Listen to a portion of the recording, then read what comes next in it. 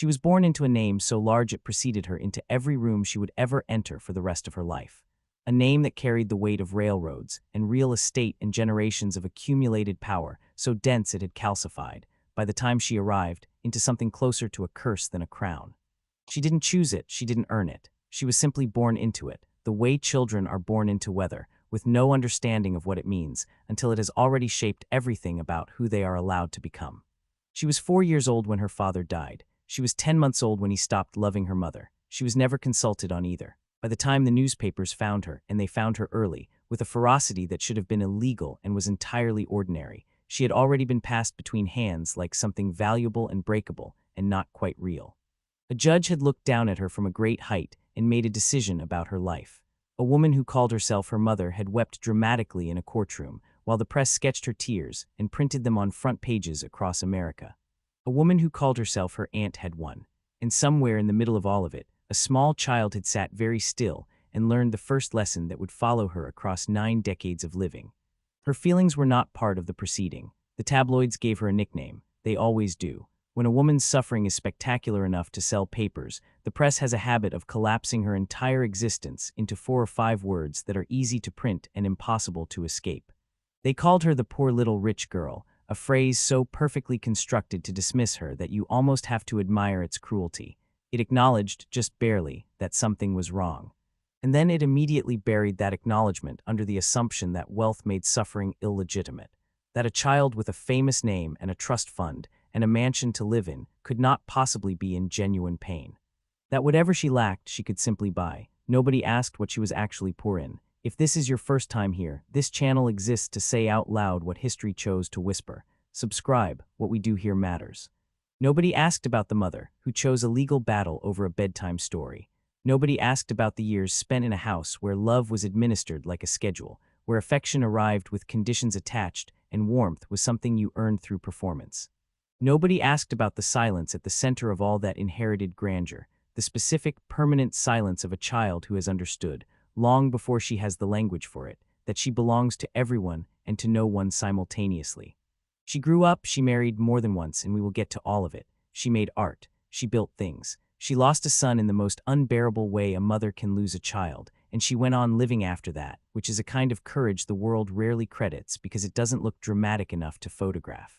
She died in 2019 at 95 years old, and the obituaries called her an heiress and a style icon and the mother of Anderson Cooper.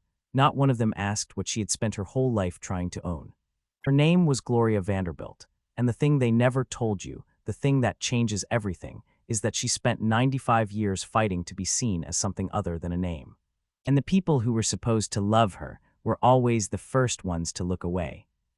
Before we talk about what was taken from her, we have to talk about who she was when she was allowed, briefly and imperfectly, to simply exist. Gloria Laura Vanderbilt was born on February 20, 1924, in New York City, the only child of Reginald Claypool Vanderbilt and his second wife, Gloria Morgan Vanderbilt. Her father was 42 years old at her birth and already dying slowly, comprehensively, from the particular ruin that comes from inheriting more money than any human being can metabolize without damage. He drank, he gambled. He had burned through the majority of his share of one of the greatest fortunes in American history with a dedication that bordered on compulsive. By the time his daughter arrived, he had perhaps $5 million left of what had once been an incomprehensible inheritance. Within 18 months of her birth, he was dead of a liver hemorrhage at a horse show in Sandy Point Farm, Rhode Island. Gloria was 15 months old. She would not remember him once. Her mother, also named Gloria, which will matter, which will become its own kind of cruelty, was 21 years old when she was widowed. She was beautiful in the specific way that photographs from the 1920s preserve. Dark-eyed, luminous, the kind of face that stopped rooms. She was also entirely unprepared for the gravity of motherhood, which is not a moral failing so much as a fact, except that in this case, the fact had consequences that would calcify into a small child's permanent wound. The elder Gloria Vanderbilt loved the life that wealth made possible, the Paris apartments, the London seasons, the society circuit that moved between pleasure and spectacle with the casual fluency of people who have never had to work. She did not know what to do with a baby. She left the baby, increasingly, to nurses and nannies and the indifferent machinery of hired care. And so the child grew up tended to by everyone and held by almost no one. What the little girl had, what no one could administer away from her, or legislate out of existence or hand to a judge for safekeeping, was an interior world of staggering richness. She drew obsessively from the time her hands could hold a pencil. She made collages. She filled notebooks. She fell in love with color the way some children fall in love with music, not as a hobby but as a language, the only one that felt completely honest. She was imaginative in a way that can only be produced by a childhood that required imagination as a survival tool. When the outer world is unreliable and cold and subject to forces beyond your comprehension, you build an inner world with walls thick enough to live inside. She was making art before anyone taught her the word for what she was doing. She was making art before anyone thought to ask if she was happy. She was also, from the very beginning, extraordinarily beautiful, and she understood early that this was a currency the world would trade in whether she consented to the transaction or not. People looked at her the way they look at expensive things, with a species of admiration that has nothing to do with the object itself and everything to do with what the object represents. She was a Vanderbilt. She was an heiress. She was decorative and valuable, and in the eyes of almost every institution she encountered, she was a problem to be managed rather than a person to be known. She read voraciously. She was drawn to poetry, Whitman, Edna St. Vincent Millay, the writers who insisted on the reality of interior experience, who wrote as though feeling something deeply was itself a form of action. She was sensitive in the way that sensitive people are before the world teaches them to be ashamed of it. Openly, constantly, without armor. She felt everything at full volume. She always would, and she was lonely. Let us be precise about this. Not the loneliness of isolation. She was rarely alone, surrounded as she was by staff and guardians and the rotating cast of adults who had claimed authority over her life. She was lonely in the way that children are lonely when the people responsible for loving them are distracted by other things, when love is present in the house but not in the room.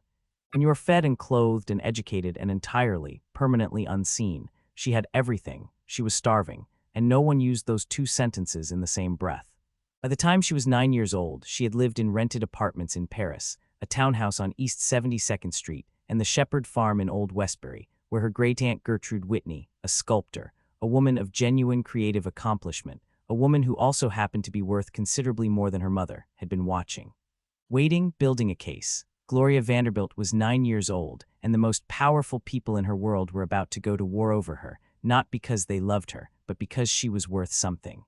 And no one thought to ask her which side she wanted to be on. It began, as so many catastrophes do, with paperwork.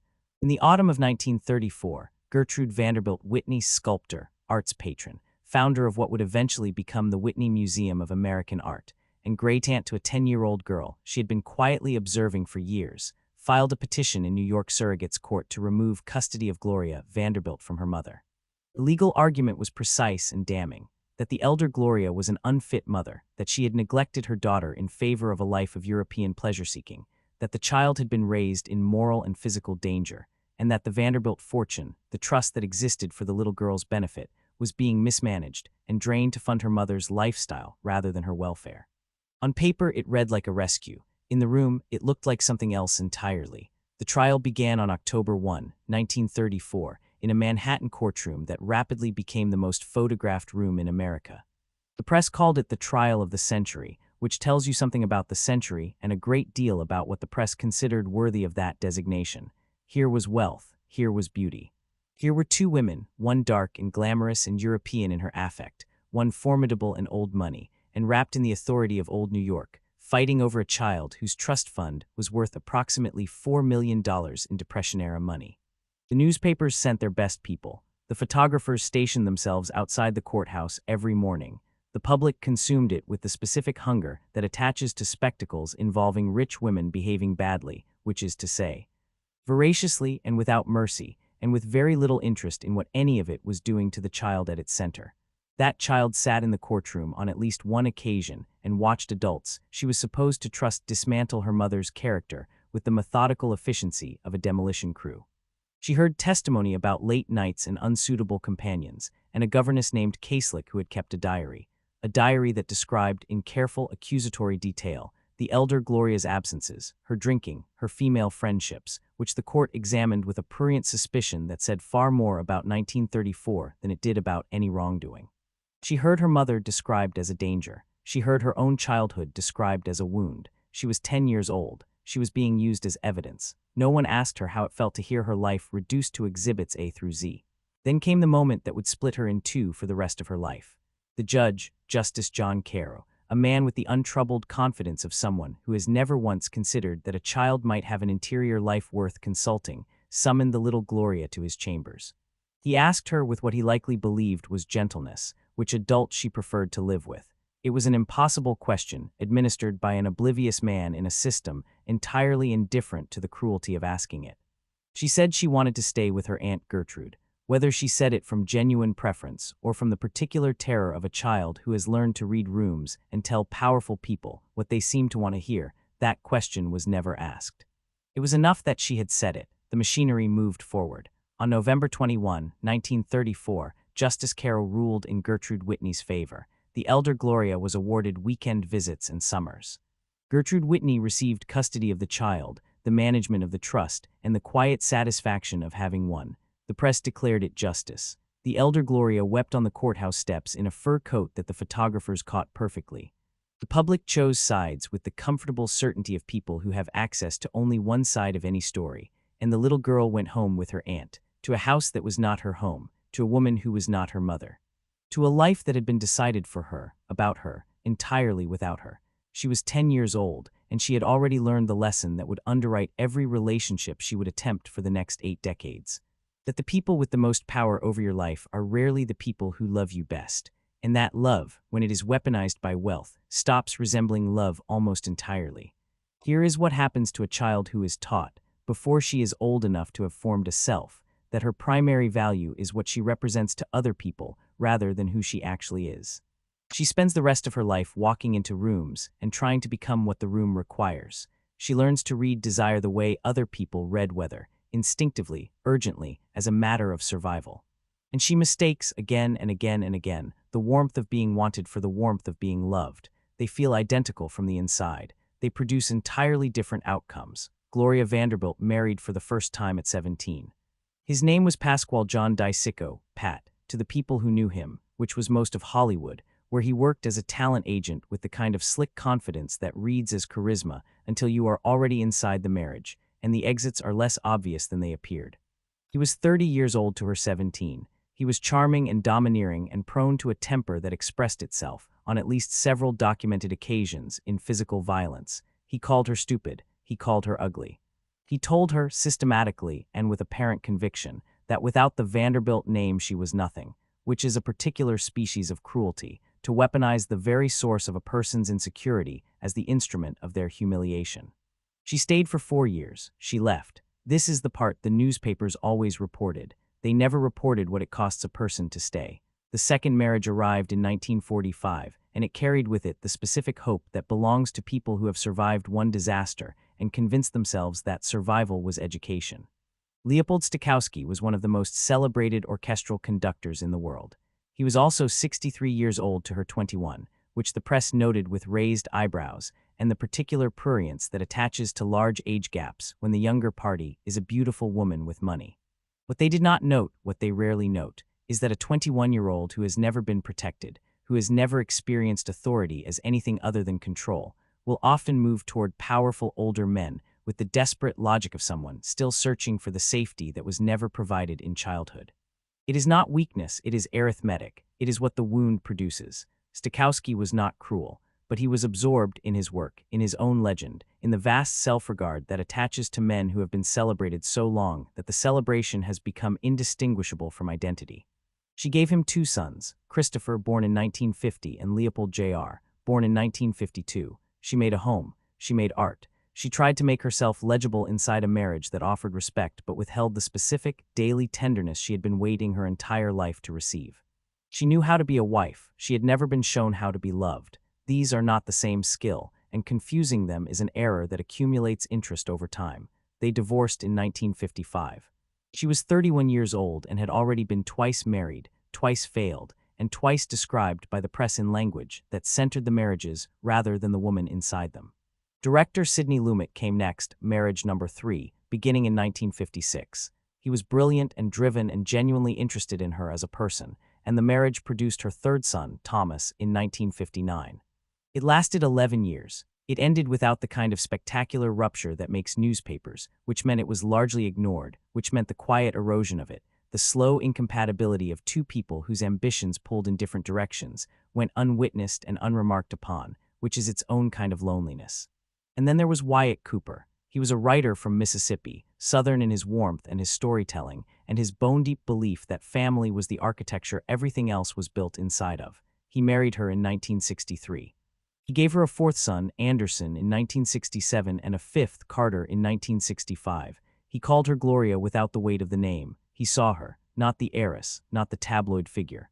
Not the poor little rich girl, her, and she built with him the closest thing to a stable home she had ever inhabited, not perfect, not without difficulty, but real, genuinely, uncomplicatedly real. Wyatt Cooper died of heart surgery complications in January 1978. He was 50 years old, she was 53, and the one man who had looked at her clearly was gone. She had lost her father before she could remember him. She had lost her childhood to a courtroom. She had survived 3 marriages that asked more of her than they returned.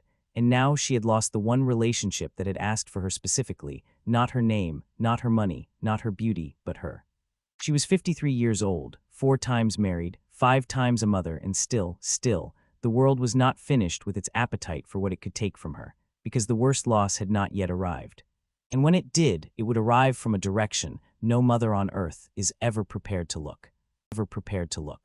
We are going to slow down here. We are going to stay in this moment longer than is comfortable, because this is the part of Gloria Vanderbilt's life that cannot be moved through quickly without doing violence to what it actually was. And she endured enough violence. She does not need hours. On July 22, 1988, Gloria Vanderbilt's youngest son, Carter Cooper, climbed onto the terrace of her 14th-floor apartment on East 67th Street in New York City. It was evening. The city was below him in its full summer noise, cabs and heat and 10,000 lives proceeding at their ordinary pace, indifferent to what was happening 14 floors above the pavement.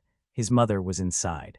She saw him on the terrace. She went to him. She spoke to him. She held his arm. Carter Cooper was 23 years old, and he was in a crisis that no one, including his mother, had yet understood the full depth of, the kind of crisis that moves faster than the people who love you can run. He went over the railing. She was holding his arm when he fell. There are losses that language is genuinely inadequate to, not because the language doesn't exist, but because the event itself exists at a register that words were not built to reach. The death of a child is one of those losses. The death of a child while you are holding them, while your hand is the last human contact they have with the living world, is something that exists beyond the vocabulary of grief entirely. It belongs to a category of experience that has no name because no name would be sufficient, because naming it would imply that it is survivable, and some part of surviving it requires, perhaps, never fully naming it at all.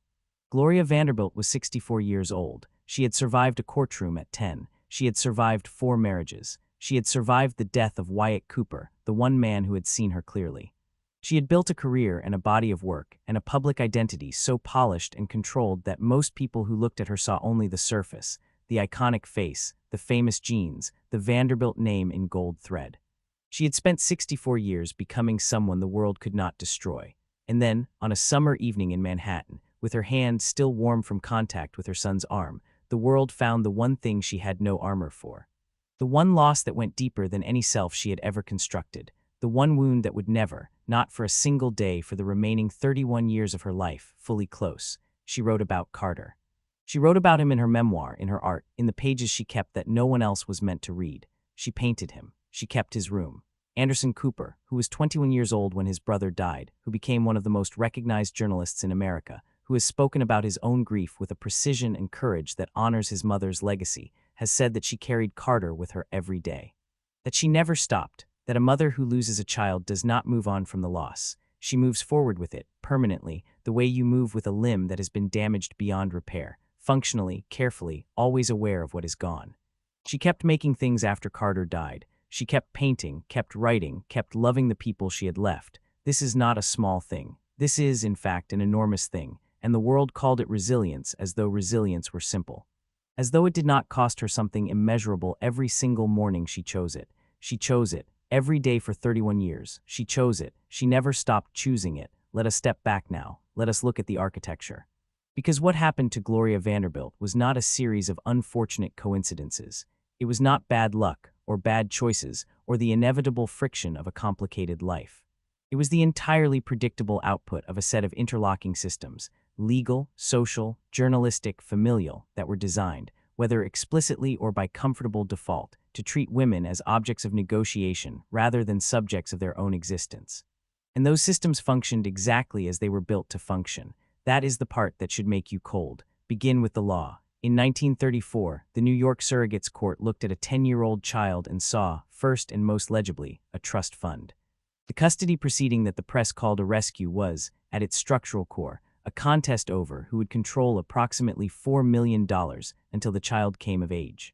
Gertrude Whitney's attorneys were skilled, and her case was not without merit. The elder Gloria had been, by any reasonable measure, a neglectful mother, but the court's primary preoccupation was the money. The child's emotional needs, her attachment to her mother regardless of that mother's failings, her terror at being at the center of a public trial, none of this entered the legal calculus with any meaningful weight. A judge decided her fate in a proceeding that lasted weeks, examined her for minutes and asked her one question, and then moved on. The law was not built to hold a child's grief, it was built to hold property. And she was both. Then there is the press. The American tabloid press of the 1930s operated with a ferocity toward women in public life that it dressed, always, in the language of public interest. The trial was news because the Vanderbilt name was news. The coverage was merciless because merciless coverage sold papers. The photographers who staked out the courthouse every morning were not there to bear witness to injustice. They were there because a beautiful, sobbing woman in a fur coat was exactly the image their editors wanted on the front page. The elder Gloria was tried in print before any verdict was rendered. She was convicted in the popular imagination before the proceeding concluded. And the child at the center of all of it was photographed and captioned and discussed as though she were a prop in someone else's drama rather than a person in the middle of the worst experience of her life. The press did not invent the cruelty. It simply amplified it, packaged it, and delivered it to breakfast tables across America. The audience consumed it. This too is part of the indictment. And then there is the particular cruelty of class, the way that wealth, rather than protecting Gloria Vanderbilt, became the instrument of her most comprehensive violations. Because money, when it is attached to a woman rather than controlled by her, does not confer power. It confers desirability. It makes her a site of contest. Every man who married her did so in the knowledge of what she was worth in dollars. Every legal proceeding involving her was shaped by the gravity of the fortune orbiting her name. The trust that was supposed to ensure her security was the very mechanism by which her childhood was adjudicated in open court.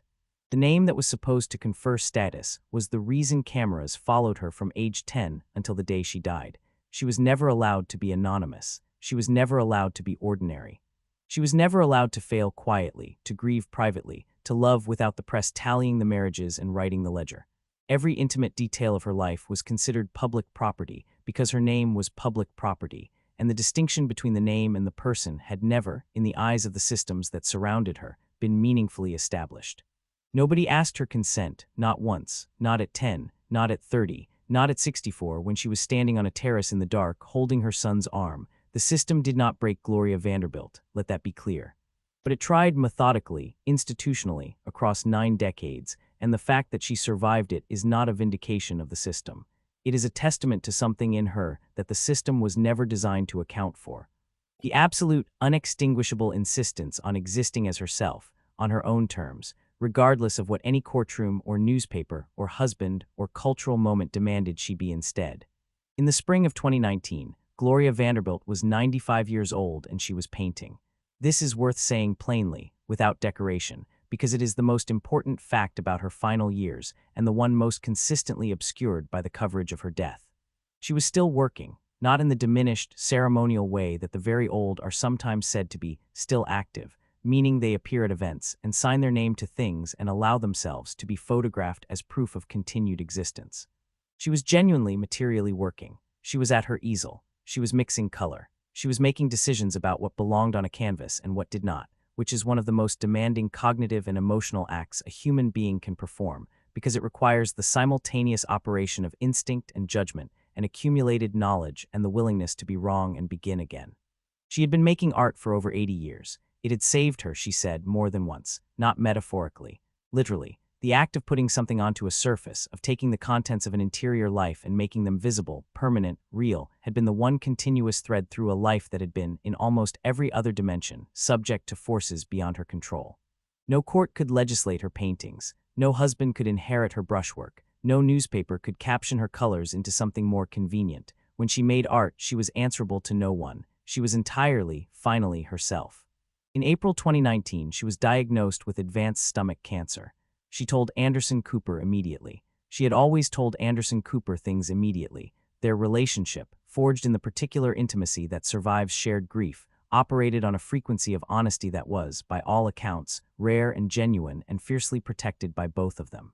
He flew to her, he sat with her. He held her hand the way she had held Carter's, except that this time the holding could continue, could extend across the weeks that remained, could mean something different than it had on that terrace 31 years before.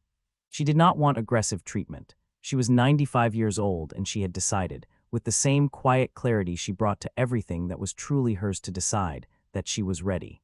That she had lived fully, painfully, abundantly, and that she was not afraid. Anderson Cooper has said she told him, "I've had a great life, not as consolation, not as performance." As a statement of fact from a woman who had earned the right to make it. She died on June 17, 2019, at her home in Manhattan. Anderson Cooper was with her. He announced her death on CNN that evening, on air, in his own voice, which broke precisely once and then steadied. It was one of the most human things that has ever happened on American television, and almost no one described it that way. Here is the detail. Here is the one that makes everything real in a way that biography cannot fully accomplish. Gloria Vanderbilt, in the months before her death, had been working on a series of paintings she called her dream paintings, large, color-saturated, emotionally raw canvases drawn from her interior life, from memory and longing, and the accumulated imagery of 95 years of paying attention to the world. When Anderson Cooper went through her apartment after her death, he found them stacked against the walls of her studio, canvas after canvas after canvas, dozens of them. A woman who had been told her whole life that she was primarily valuable as a name, as a fortune, as a face, as a wife, as a mother, had spent her final months alone in a room, making things that no one had asked for, that served no social function, that existed for no reason except that she needed them to exist. She had been in the most private and ungoverned hours of her life, entirely and only an artist, entirely and only herself. Nobody commissioned them, nobody knew about them, she made them anyway. That is who Gloria Vanderbilt was, when the world finally stopped watching long enough for her to show you. A woman at her easel, a woman choosing her colors, a woman making something permanent out of an interior life that 95 years of noise and loss and public consumption had never, not once, fully reached. After Gloria Vanderbilt died, the obituaries arrived within hours, polished, comprehensive, and organized, almost without exception, around the men and institutions she had orbited rather than the woman who had done the orbiting. She was Reginald Vanderbilt's daughter. She was the subject of the famous custody trial. She was the mother of Anderson Cooper. She was the face of Gloria Vanderbilt jeans, the fashion empire she had built in the late 1970s with a shrewdness and commercial instinct that the fashion world consistently underestimated because it preferred to frame her involvement as decorative rather than architectural. She had been, in fact, one of the first celebrities to license her name to a product line in the modern sense, pioneering a business model that would eventually make fortunes for people who came after her and received, unlike her, the credit of being called visionaries. She did it first. The history books filed it under her name as an accessory, not an achievement. The jeans alone, the Gloria Vanderbilt jeans with the swan logo on the back pocket, the ones that sold over 200 million pairs across 4 decades, had made her financially independent in a way that none of her marriages had. She had done that herself. With her name, yes, but names do not build distribution networks or negotiate manufacturing contracts or understand, as she clearly did, that the 1970s woman wanted clothing that said something about who she was rather than who her husband was. She saw a market, she moved into it. She succeeded at a scale that fashion historians still tend to footnote rather than headline, because the narrative of the poor little rich girl is so much more legible, so much more comfortable, than the narrative of the rich girl who also turned out to be brilliant at business. The world prefers its wealthy women decorative. When they become capable, the world tends not to update the file. As for what she left behind, the paintings, stacked in her studio, were eventually exhibited and received with the kind of serious critical attention that had largely eluded her during her lifetime, when her art was perpetually filtered through the lens of her biography rather than evaluated on its own terms. They were vivid and strange and emotionally unguarded, the work of a person who had spent decades learning to say in paint what she had never been fully permitted to say out loud. They deserved the attention. They had always deserved it. Anderson Cooper, who had been named the executor of her estate, discovered after her death that she had left him virtually nothing in financial terms, not because she hadn't loved him, but because, as he has said publicly with a combination of grief and pride, she believed that inherited wealth was a corrosive force in a person's life. She had lived that belief from the inside. She had watched what unearned money did to her father, to the family around her, to the litigation that had made her childhood a public proceeding. She did not want that for her son. She wanted him to build his own life. He did, he had, and she died knowing it. She gave him everything that mattered. She kept the money out of it.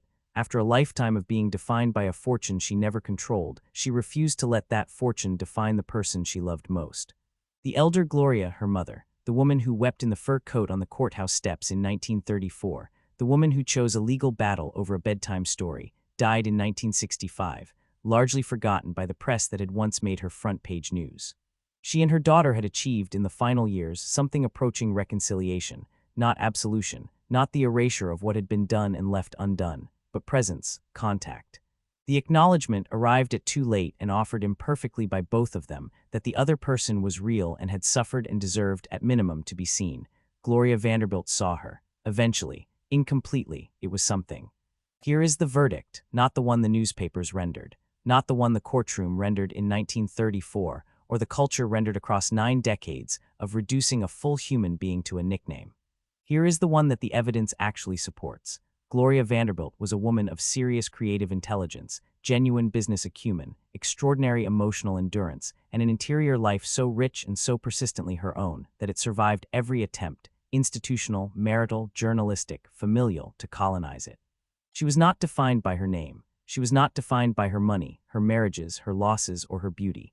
She was defined by what she made, by what she chose, by the canvases stacked against the walls of her studio that nobody asked for, and that she made anyway, because making things was the one activity in her life that had always, without negotiation, belonged entirely to her. They called her the poor little rich girl for 95 years. She spent 95 years proving that the label was the lie and the woman was the truth.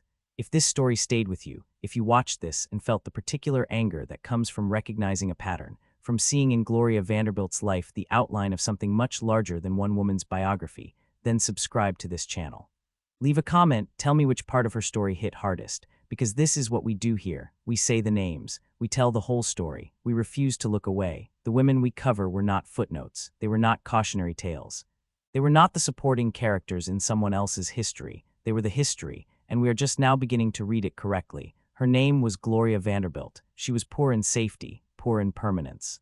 Poor in the specific, ordinary, unspectacular love that children require and that no fortune in the world can substitute for. She knew it, she lived with it, and she made, out of that poverty, out of that longing, out of 95 years of being looked at and never quite seen, she made something beautiful.